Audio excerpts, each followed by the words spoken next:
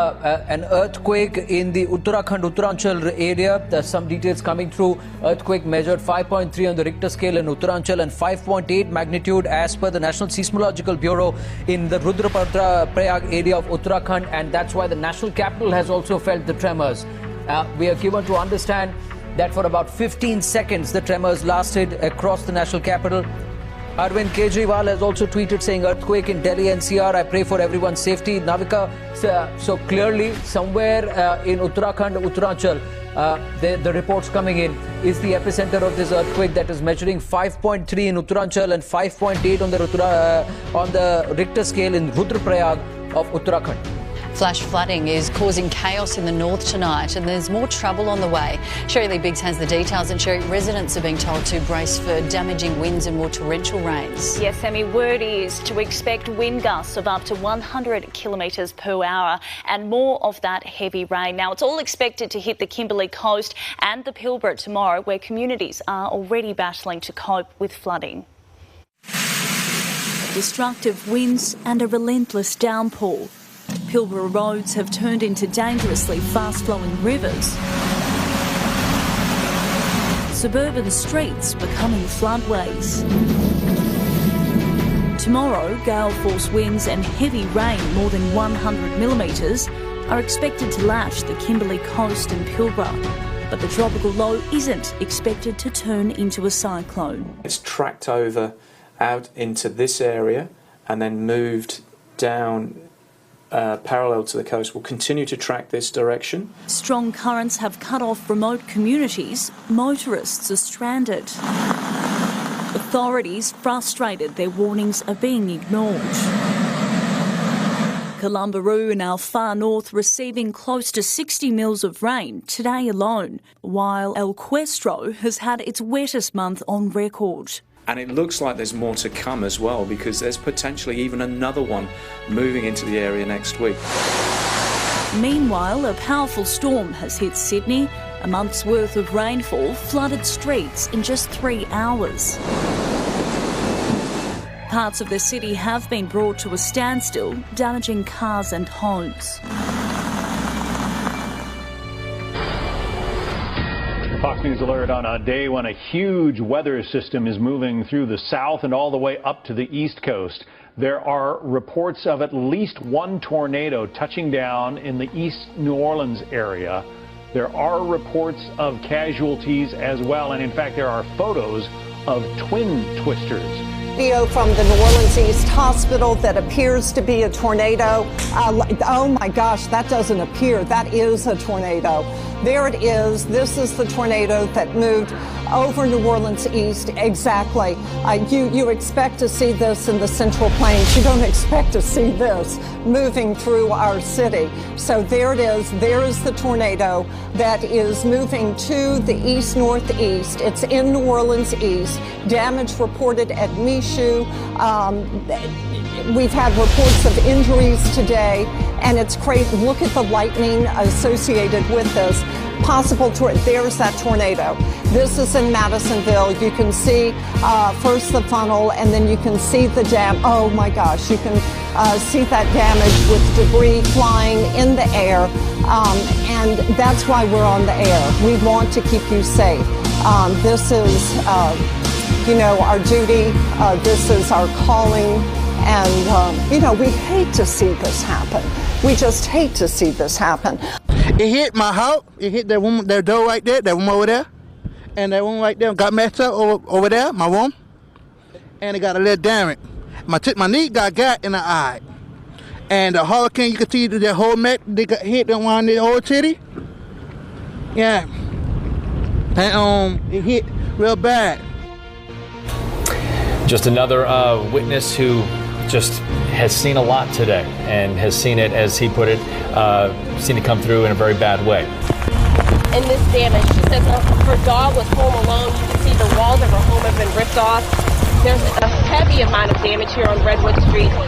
And you can see that some houses were completely untouched, very minimal damage, but also homes have been completely ripped apart here on Redwood. There's cars that have been tossed aside.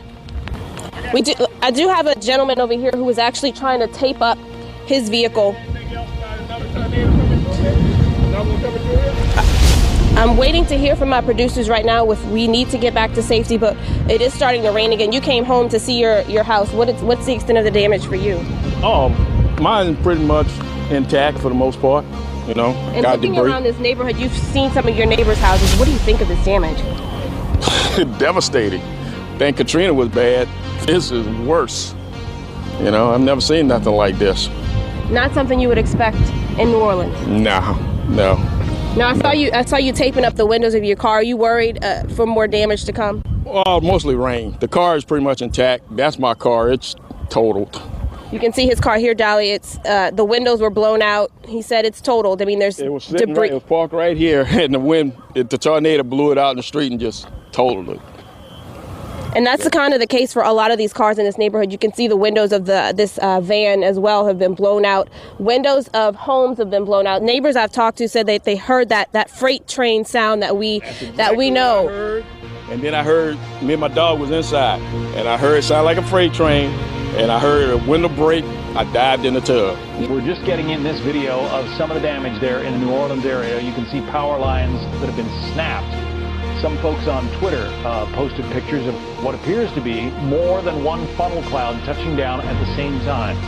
There's also a NASA production facility, the Michaud facility in New Orleans, which has been hit. We've seen pictures of its giant vertical assembly building, the place where they used to build the giant external fuel tanks for the space shuttle, and all of the exterior cladding on that building, the basically ornamental cladding, you might say, has been stripped away. There it is.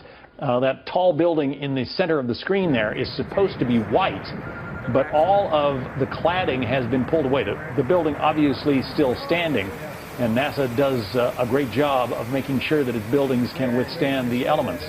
But that is what has hit the NASA Michaud plant. And there, if you look on the far distance, the horizon there, you see two funnel clouds touching down, this in the New Orleans area. Very, very severe weather there. This stretch of Skyline Boulevard is buried under mud, debris, and dozens of trees after a major landslide Sunday night. Crews tell us it got worse overnight and was still sliding today. There's so much to clean up, the road will be closed for days between Fairhaven and Fairview. I heard some noise, like a cracking, and then I heard cars honking, and I saw cars waving people back, so I went out to check it out. And yeah, they closed the road right after that, and then after that, I walked around a little bit, but it didn't seem safe. The man who lives here is lucky. The debris narrowly missed his house. He didn't want to talk on camera, but told us a woman was driving on Skyline around 9 Sunday night, just beyond his driveway, when mud and trees slid out in front of her. She couldn't get out because of the branches that came down, and he had to cut them back to free her. Luckily, she's okay. Air 12 flew over a second major slide that happened in Sunday's rain. Watch as rocks and debris continue to fall today along Highway 224 near Damascus, closing the highway for hours. Matt Huff lives above the slide, and he saw that video too. Yeah, that sounds fun. Yeah, exciting stuff, I guess. Now he'll be keeping a close eye on the hillside, hoping more of it doesn't give way. I'll take a walk today and find out where it's at exactly. Yeah, and keep an eye on it for sure. President Trump made an unannounced visit to Dover Air Force Base to honor a fallen service member. Mr. Trump flew aboard Marine One to Delaware for the return of Navy SEAL William Ryan Owens, who was killed on Sunday during a raid against al-Qaeda in Yemen. David Martin is at the Pentagon, where military officials now say civilians were also likely killed. David, good morning. Good morning. The nighttime raid had been planned for months during the Obama administration, but did not get the final go-ahead until after President Trump met with his new Secretary of Defense, James Mattis, and his top military advisor, the chairman of the Joint Chiefs of Staff. Ferried by Marine One, President Donald Trump returned to the White House last night with his daughter Ivanka after paying his respects to the first American killed in combat on his watch. Very sad, very beautiful. Ryan, a great man. 36-year-old Chief Petty Officer William Ryan Owens, a decorated member of SEAL Team 6, died on a raid against an al-Qaeda hideout in a remote area of central Yemen. U.S. forces targeted a compound where they hoped to capture cell phones and laptops that would lead them to other al-Qaeda operatives in the Arabian Peninsula.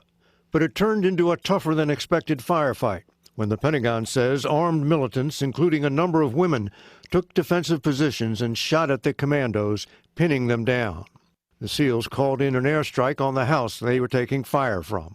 14 al-Qaeda operatives died, according to the Defense Department, which concluded regrettably that civilian non-combatants were likely killed, and the dead may include children.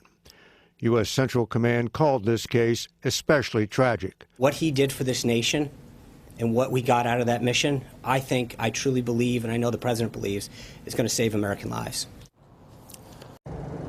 Good morning, Randy. Talking to a military crowd last night, the president saying that the global terror threat is growing, and he accused the media of covering it up. You've seen what happened in Paris and Nice. All over Europe, it's happening. It's gotten to a point where it's not even being reported. And in many cases, the very, very dishonest press doesn't want to report it. When pressed, the White House provided a list of nearly 80 terror attacks that it says were, quote, underreported.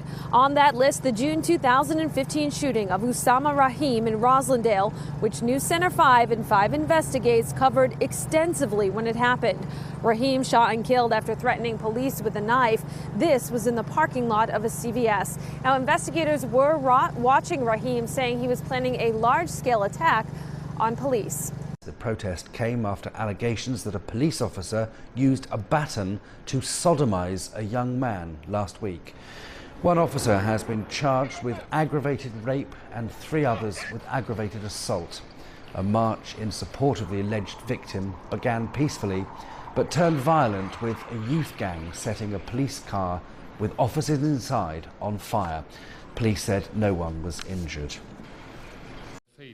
As President Bashar al-Assad's regime regains more territory from weakened rebels 6 years into the Syrian war, opposition activists and residents say mass detentions and disappearances are increasing. Critics say it's a long-running pattern of abuse, ruthlessly suppressing any hints of dissent in areas that were out of its control for years. In a new report released on Tuesday, Amnesty International says the regime hanged as many as 13,000 prisoners since 2011 in one prison alone. At least once a week, authorities carried out midnight executions in Saidnaya prison near Damascus, the report says. سجن سيدنايا ما بعرف إذا بتعرف إن النظام هناك ممنوع رفع اليدين عن العينين أبداً.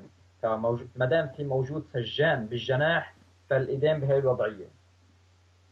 ما في شيء إنه إنك تشوف شيء اسمه السجان. عقوبة رؤية السجان هي الإعدام مباشرة، عرفت كيف؟ فأي شخص بالغلط ترتفع إيده عن عينه بيشوف السجان بيتم إعدامه مباشرة. فالرؤية ممنوعة تماماً. The report was based on dozens of interviews with former detainees, prison guards, judges, and lawyers. There is a systematic process whereby once or twice per week during the course of 5 years between 2011 and 2015, 20 to 50 prisoners are called upon, taken from their cells, told that they are going to be transferred to another civilian detention center.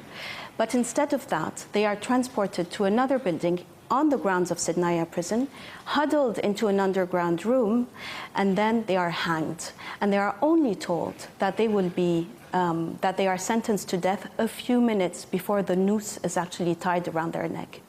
Last year, Amnesty estimated that an additional 17,000 people had died in regime prisons across Syria since the start of the uprising.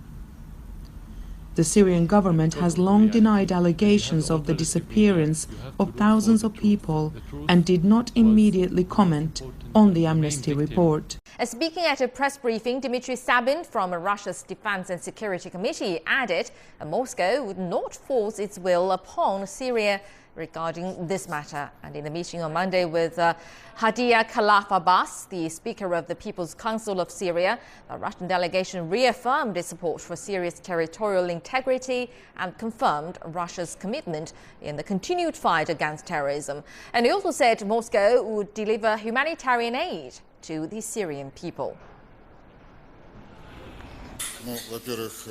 We believe that Syria's constitution should be up to the Syrian people. At the moment, the 2012 version is still in force. Should Syria need help on this matter, we will offer.